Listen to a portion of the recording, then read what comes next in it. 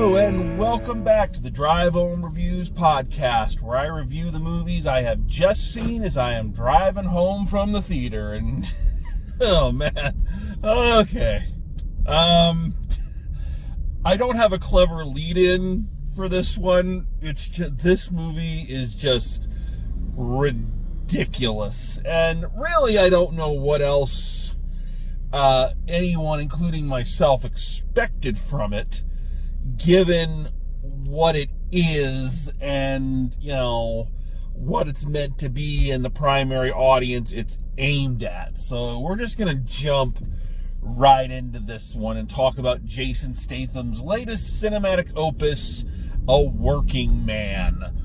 Right away, I'm just going to tell you that this movie wants to be taken so bad. Like, it is suffering from Taken envy. It, from start to finish, that is clearly what it wants to be. And you'll see as we kind of go through. Let's go through this. Let's go through this step by step, because there's a lot to talk about. So, Jason Statham is our hero. I do not recall the character's name. I'm just going to call him Soldier McBadass. So, Soldier McBadass is, of course, a badass ex-soldier, the bestest soldier that ever existed. So many kills and all this, but now he just wants to live a quiet life. Does this sound familiar? It's going to sound more familiar the more we go, so if you know the words, sing along. But at any rate, when we first meet Soldier McBadass, like one of the opening shots of the film, he's sleeping in his truck, and he's brushing his teeth in there, and he's spitting into a cup. Clearly, he's living fairly rough, and, you know, just a bare bones necessities type of guy, doesn't need a lot of accoutrements and whatnot. And he gets out of his truck, and his truck is absolutely pristine.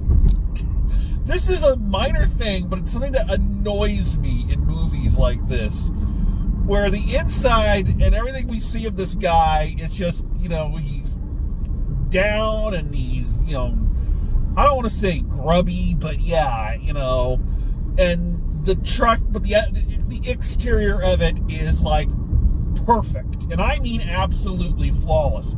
There's not a scratch on it. There's not a trace of dirt. It is so bright blue that's practically glowing, especially when you consider that the rest of this movie has kind of this grainy feel to it, try to give it that rough and tough kind of exterior. But it always bugs me in movies like this, and I know that they're doing product placements. Of course the trucks have to be absolutely perfect, but it's like, it just made me think of that movie San Andreas with The Rock, where the worst earthquake of all time has hit, and everything's broken and everything's destroyed except for the pickup truck that they steal from the parking lot. That is absolutely right off the showroom, flawless, and doesn't get a scratch on it during the course of the film. Just, yeah. So anyway, so Soldier McBadass is, of course, trying to leave his life of soldiery McBadassness behind him. And he is, as the title suggests, a working man, a blue-collar guy working construction. But he's working construction for the nicest family of all time, who treat him like family. You know, movies like this love the word family, and they throw it around like it's a tennis ball. But they treat him like family, and he's found family, and he loves his family. The family is headed up by Senor Richie Rich, as played by Michael Pena, and what an absolute waste of Michael Pena. What an absolute, complete, and total waste of such a charismatic and enjoyable screen presence to be regulated to, you know, nicey McRich guy. Yeah, that's all he's there to bookend the plot. And it isn't like Michael Pena isn't great at supporting roles and sidekick roles.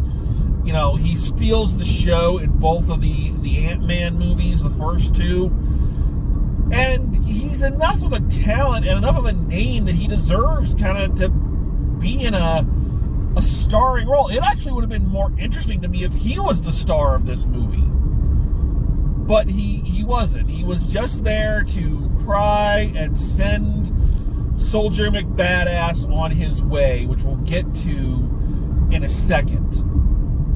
So, of course, Soldier McBadass doesn't want to be violent anymore. He just wants to live his life and, you know, and take care. This should not surprise anyone. Once again, sing along if you know the words.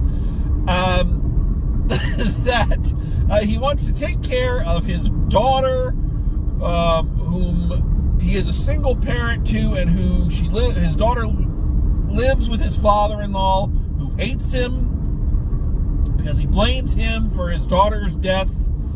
And yeah, so again, does this sound familiar to anyone else? I mean, so Senor Richie Rich has a daughter. A lovely daughter who has just finished her first semester in college, and she and her friends decide to go out on the town that night and party. This is the first place where the bizarre costume design choices come into play, and I appreciate them trying to do something different, but I have to say, for a bunch of young women going out on the town, these are some of the most conservatively dressed women I've ever seen who decide to go bar hopping in a movie. In a movie, they usually get dolled up, they're wearing fancy clothes, and, you know, no, they're wearing very respectful dresses and nice sport coats over them. Each one of them in their own color, so it looks like the Power Rangers secretaries going out on the town.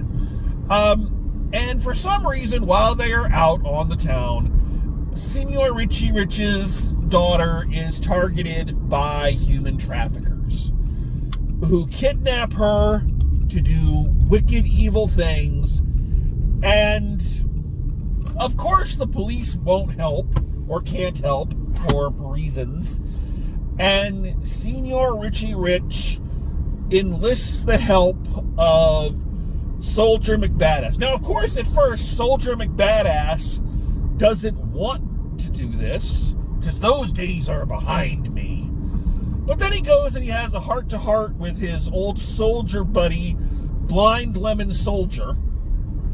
And Blind Lemon Soldier convinces him that you need to go do this, but it didn't seem like he needed that much convincing. He was like, I don't feel like he really needed the push. He was pretty much ready to go before he even went to meet Blind Lemon Soldier, but whatever. But the combined encouragement of Blind Lemon Soldier and Senor Richie Rich gives Soldier McBadass the motivation he needs to go out there and be the best Soldier McBadass he can be in order to find the missing girl. Thank you, Topper. I can kill again. You've given me a reason to live. So, once again, all of this should sound shockingly familiar because it is the plot to literally every action movie you have ever seen ever. And I don't say that as a negative necessarily. Action films are by their nature fairly formulaic. So there's nothing wrong with it borrowing from literally everything ever. Because where a movie fails or succeeds is in the details and how it handles things.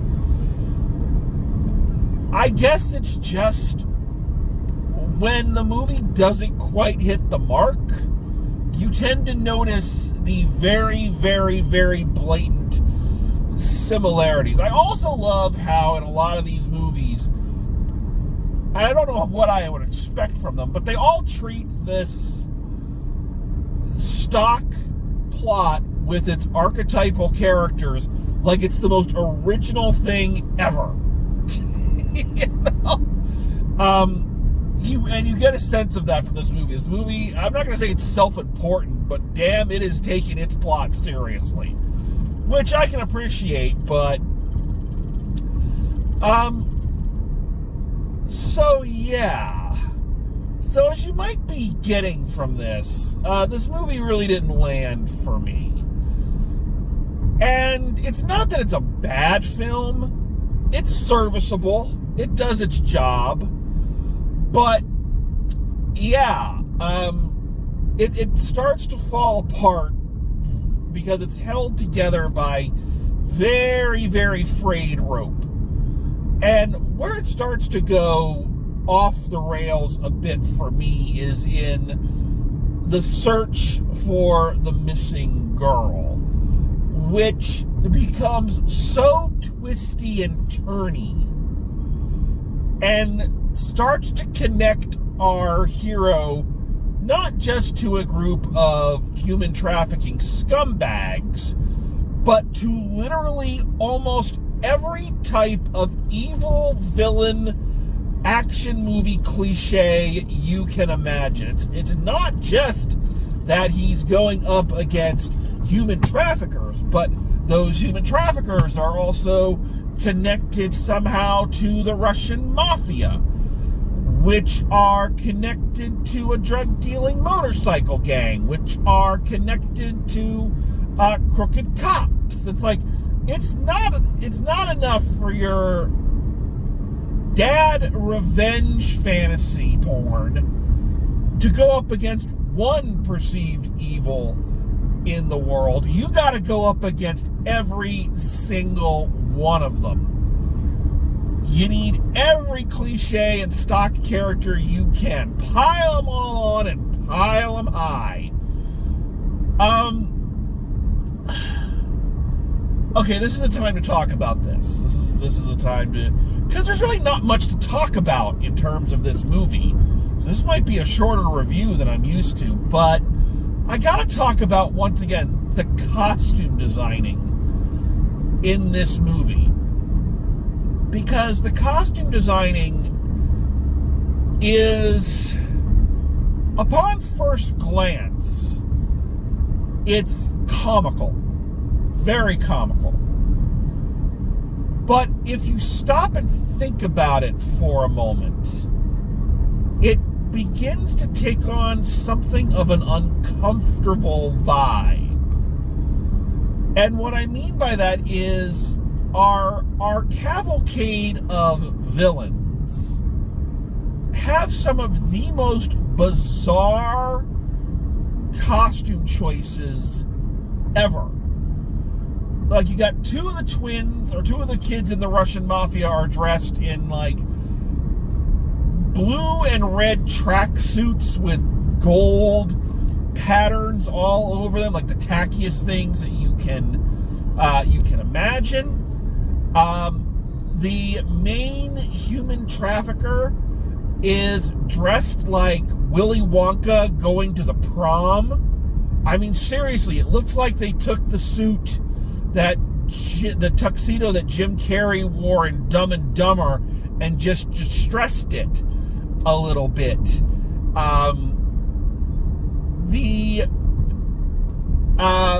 Some more of the Russian henchmen, the more severe ones, are dressed like there's some bizarre mix of The Crow and The Matrix. This one guy has this long black kind of glistening trench coat that, like, I don't know, it's almost like scales. This one scumbag who is attempting to buy the kidnapped girl is like, he's like if Truman Capote played the Penguin. He's this ugly little short, somewhat fey kind of guy who literally in the last film has a top hat, a cigarette holder, and a fucking cape. And at first, like I say, all of these visuals are bizarre and laughable to be absolutely honest about it. You're just like, what is happening? And like, you're almost, again, you're laughing at just how out of place they are in this film that's trying to be so gritty and real. But then, and I laughed at it. I was thinking, oh my God, this is so ridiculous. But then I thought about it for a minute, which I don't think you're supposed to do with a movie like this, but I did anyway. And yeah, there's a kind of an uncomfortable subtext being put into play here, that our heroes, the guys that we're supposed to be rooting for, Soldier McBadass and Blind Lemon Soldier, are the very antithesis of, the working man. Their costumes are very, basic. T-shirts, jeans, coveralls, baseball hats, serviceable jackets that looks like they've been worn a lot, very beat up kind of stuff. But these are men's men. All right, they don't wear no fancy suits. Matter of fact, in one scene where Soldier McBadass is going undercover, he has to get a suit. He says, I don't own a suit. And then he had to go get a suit, and he looked very out of place in it. So the subtext is telling us that these down-to-earth, soldiery, men's men are what we are supposed to be rooting for, while these oddities, these somewhat fey or bizarrely dressed people, are all the bad guys that we want to see get blown away. And can you see where the uncomfortable coding kind of comes into play here? It's kind of like the bit of uncomfortable coding in the Hunger Games movie, which I've been yelled at for bringing up. But it's true that the Capitol, the antithesis of evil, are all these very foppish people obsessed with fashion and makeup, and all of our heroes are down-to-earth, gritty. They all went to Ted Nugent High School. And you don't see kind of the negativity being assigned there. And in both films, I don't believe that was intentional. I think this movie was just trying to use a lot of visual shorthand in order to distinguish our main character from all the bad guys he's going to be facing, to distinguish the bad guys from the various factions that he's pissed off, and also give the characters distinctive identities so the audience can easily recognize them, especially in the big climax to the film, where you've got a lot of people all coming together at once, knowing who the bikers are, who the Russian mafia are, who the dangerous Russian mafia guys are versus the comical ones. I think it was just done to be a visual shorthand. I'm not suggesting that there's any kind of deeper meaning going on here, but it is one of those things that I don't know if anybody really thought about what message that was kind of sending out subliminally. That was a weird way to say that, subliminally or otherwise. So yeah, I mean, I think it's more just that this movie wanted to be obvious. You know how obvious they wanted to be? Our main bad guy, the main Russian mafia dude, he's got a fucking skull-topped cane. Like you don't... If you're getting out of a car and you have a skull-topped silver cane, yeah, you're the baddie. Like, there's no way around this. You are the baddie, sir. Hans, are we the baddies? You're a baddie. So I'm slamming this movie a lot. And it's not terrible. I've seen way worse action movies. I guess it's just that there wasn't a whole lot to hold the interest. It was very, very paint by numbers. It was very predictable. So not bad, just not exactly what you might classify as good. I do have to say, the climax of the film, where he actually goes and gets the girl from the evil lair, is a pretty solid action set piece. That's really good. I also really liked talking about coding and talking about, visual shorthand. I liked how the two main human traffickers, I can't tell if they were brother and sister, or I think they were brother and sister, but these two main human traffickers are just these two low-level scumbags who kind of went into business for themselves and kind of dragged all these other evil entities into it with them. And I like how, even though they're like the final boss, more or less, they're the ones that he faces down to rescue the girl, that when he gets there, they're not great fighters, and they're not like the final boss that you'd expect. They're fucking pushovers, and he beats the ever-loving shit out of them. I liked that. I liked that coding, and that human traffickers are scum, and they're wimps, and they prey on defenseless people, and they like to think that they're tough and these ultra violent, but they're really just cowards. And I liked that. I liked that it was like, nah, human traffickers are bullshit, and they should be treated as such.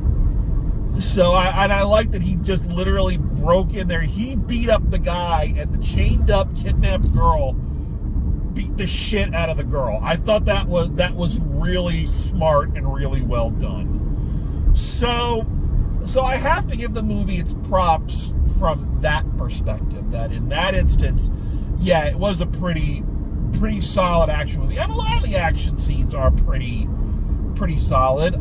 Jason Statham is playing it a little bit more conservative, if you'll pardon the terminology, with this one than he has with some of his films in the past, which tend to side more on the goofy. So yeah, it's not bad. It's like I say, there's not really enough to talk about here to give it any kind of in-depth. It's a competent but familiar story. And again, it suffers from Taken envy. It wants to be Liam Neeson's Taken. So much so that the movie ends. Spoilers, I don't care. Spoiler alert. Spoiler alert. It's spoiler alert! No, spoiler alert. Spoiler alert. Maybe say spoiler before you give away the end of a movie, okay? But the film ends with villain McSkulltop there, who was the father of the two clowns in the blue and red and gold tracksuits, being told by the rest of the Russian mafia, no, he's got what he came for. You don't go after him again. You're just going to bring shit down on us. And, evil McSkullkane just screams into the night, ah! Clearly trying to set up a sequel. Clearly. And if I'm not mistaken, I believe the father of one of the henchmen that was killed in the previous film, coming back for revenge, is the plot of Taken Part 2. So, yeah, it's really not being coy about who it's attempting to ape from. So, yeah. if you're looking for an action film to waste an afternoon, you can do worse, but you can also do better. So, it's there, but you'll also forget about it pretty much right after you watch it, or you'll be laughing at just how boldly it wants to be something else. So, yeah. All right. So there's not much more to say on this one. Let's wrap it up. So a final grade for A Working Man, I'm going to C. Yeah, it's too pat, but it does have a decent action sequence near the end, and I did have fun laughing at it, so I can't really badmouth it too much. So there you go. Alrighty, so there you have it. So thank you for coming along. Hope you enjoyed this. Thanks for listening. We'll see you next time, and as always, drive safe, and I will see you at the movies.